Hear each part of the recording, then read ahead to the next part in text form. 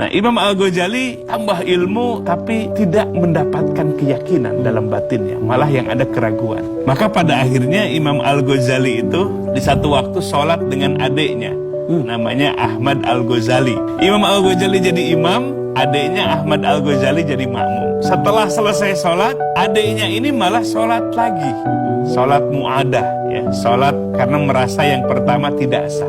Lalu Imam Al-Ghazali melihat itu, wah, hatinya tambah apa? Marah, seperti kesinggung. Akhirnya pergilah ke ibunya, kemudian dipanggil adiknya Ahmad Al-Ghazali. Ketika disidang oleh ibunya, kata Ahmad Al-Ghazali, ya, aku sholat mu'adah, aku mengulangi sholat karena aku merasa tidak sah diimami oleh kakakku. Wah, Imam Al-Ghazali sudah merah saja wajahnya. Kata Imam Al-Ghazali, hei adekku, kenapa engkau mu'adah? Kenapa engkau merasa tidak sah sholat diimami oleh aku? Maka Imam Ahmad Al-Ghazali menjelaskan, ketika aku sholat, aku melihat di gamismu itu berlumur darah. Kata Imam Al-Ghazali, ini gamis yang aku pakai tadi sholat, mana darah? Imam Ahmad Al-Ghazali menjelaskan, yang dimaksud darah, darah hakikat. Aku diperlihatkan mata hatiku melihat gamismu itu berdarah. Kenapa? Karena hatimu ketika sholat dari takbir sampai salam bukan mengagungkan Allah,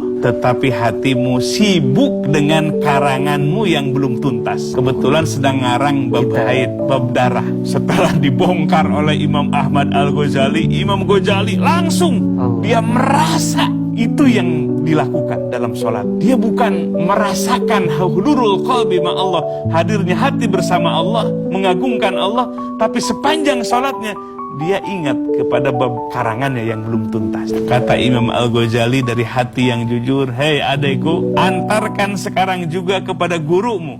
Aku ingin berguru. Maka pada akhirnya dihantarkanlah Imam Al-Ghazali menuju kepada gurunya Imam Ahmad Al-Ghazali.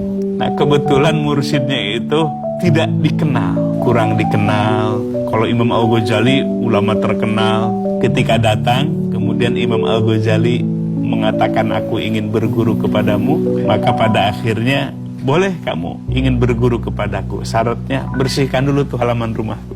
Akhirnya Imam Al-Ghazali dengan sukarela dia bersihkan halaman rumah calon gurunya. Belum diterima. Setelah selesai bersih, kemudian gurunya itu memerintahkan kembali, masih ada yang tersisa wahai Al-Ghazali. Kebetulan ada kotoran. Nah, ini bukan sampah biasa, kotoran. Kamu ambil, jangan menggunakan alat. Di situ Imam Al-Ghazali mikir, masih emosional.